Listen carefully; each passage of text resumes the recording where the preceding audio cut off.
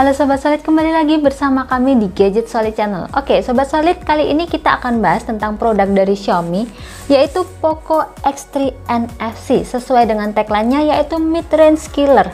Poco X3 NFC ini emang bener-bener gila sih ya, mulai dari spek yang ditawarkan, fitur-fiturnya, serta harga yang diberikan ini tuh bikin perasaan HP-HP lain di kelas mid-range yang harganya 3 jutaan tuh jadi galau ya. Kayak perasaan Sodelmi setelah tahu kalau 6 dosen yang dikenalnya di waktu kecil itu adalah Mr. Han mentornya. Oke, kembali ke topik. Sobat Solid, yuk bisa sharing dan tinggalkan komentar di bawah ya. Pengalaman menggunakan Poco X3 NFC ini, baik kelebihan dan kekurangannya. Dan sebelum kita bahas lebih lanjut nih, seperti biasa ada baiknya Sobat Solid untuk klik subscribe serta turn on notifikasi supaya tidak ketinggalan video dari kita.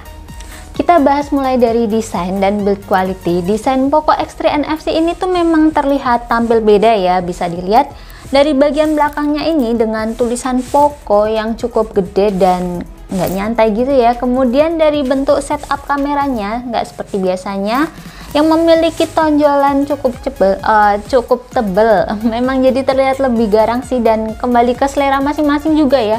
Tapi kalau saya sih kurang suka ya, apalagi bagian belakang HP ini tuh kerasa kurang solid. Nih, pas saya ketok-ketok tuh kayak ada ruang kosong di dalamnya. Ada yang kayak getar gitu. Terus bahan materialnya ini tuh juga masih dari polikarbonat dengan finishing glossy, sama seperti kebanyakan HP lainnya. Ada catatan nih, untuk finishing port-portnya ini masih terasa kurang halus ya dan agak kasar, terutama pada tombol powernya di sini. Ukuran layar dan berat Poco X3 NFC ini tuh juga terbilang bongsor ya, karena layarnya ini berukuran 6,67 inch dengan beratnya ini mencapai 215 gram. Jadi pengalaman berlama-lama nih pegang HP tuh jadi kurang nyaman dan capek aja pegangnya. Kalau Sobat Solid gimana nih pengalamannya?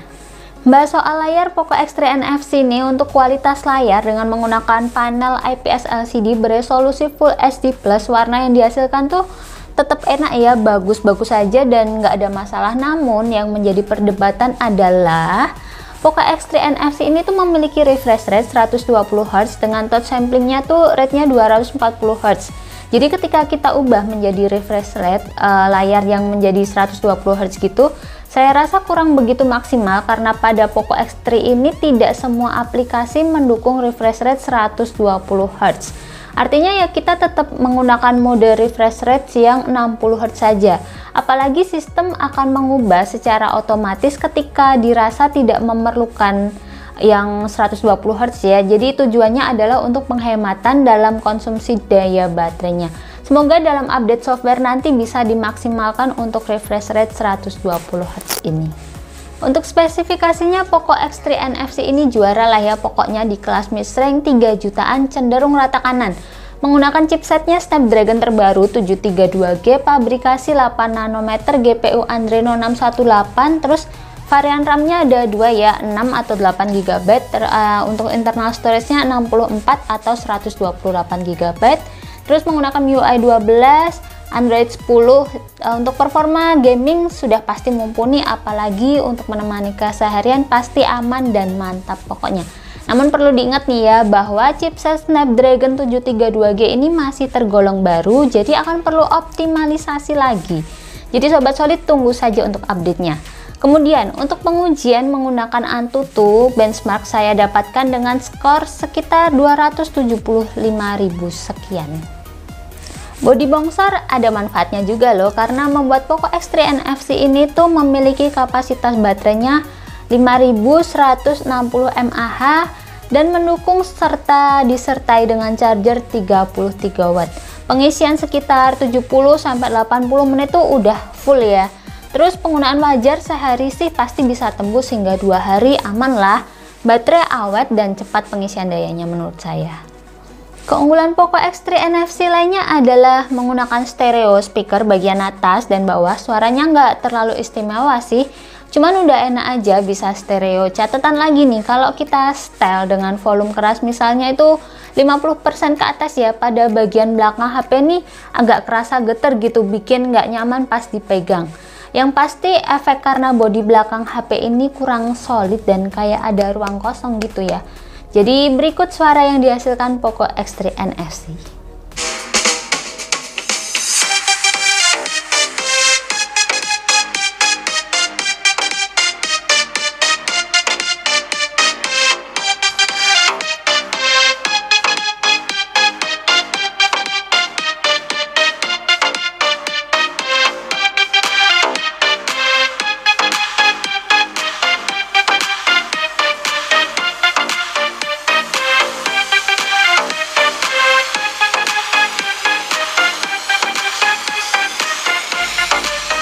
Bahas soal kamera, walau nggak terlalu menggembor-gemborkan kualitas kamera ya pada promosinya nih, namun ternyata Poco X3 NFC ini tuh menggunakan kamera dengan sensor Sony IMX682 dengan resolusinya 64 megapiksel, dimana sensor Sony itu untuk perangkat kamera smartphone sudah terbukti menghasilkan kualitas gambar yang bagus.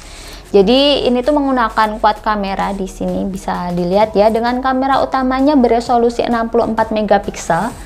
Kamera ultrawide 13 megapiksel, makro dan depth sensor masing-masing beresolusi 2 megapiksel, sedangkan kamera depan di sini beresolusi 20 megapiksel. Perekaman video, kamera belakang mampu merekam 4K 30 fps atau 1080 60 fps. Kamera depan ya mentok di 1080 30 fps. Baik kamera depan maupun belakang sudah disematkan electronic image stabilizer. Jadi berikut foto dan video menggunakan Poco X3 NFC.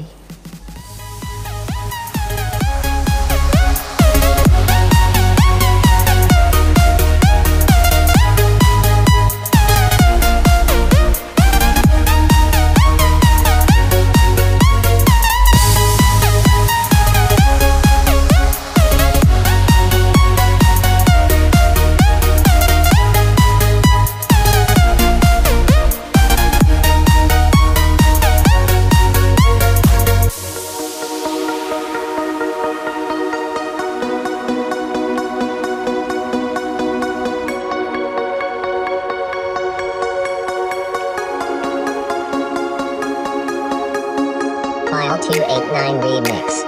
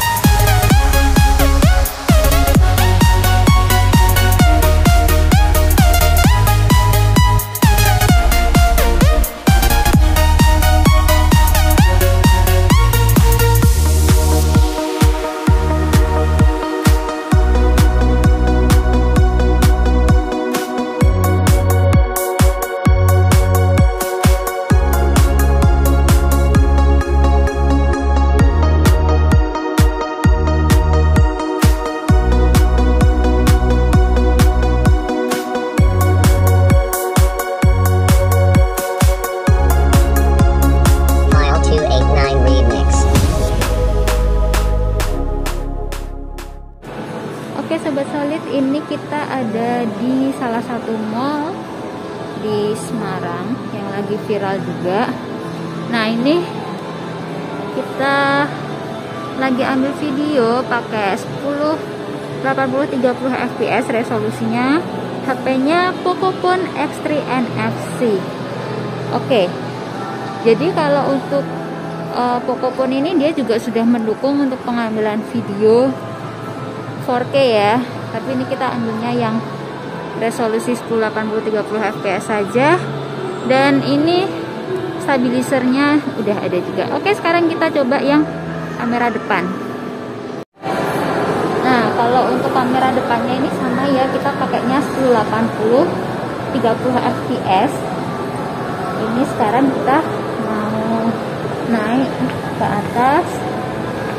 Di sini kelihatan cukup sepi ya, karena mungkin ini juga masih jam pulang kerja, terus hari biasa mungkin yang memang kondisi seperti ini pandemi, jadi mungkin mereka juga membatasi untuk bepergian, tapi kita mau jalan-jalan sebentar.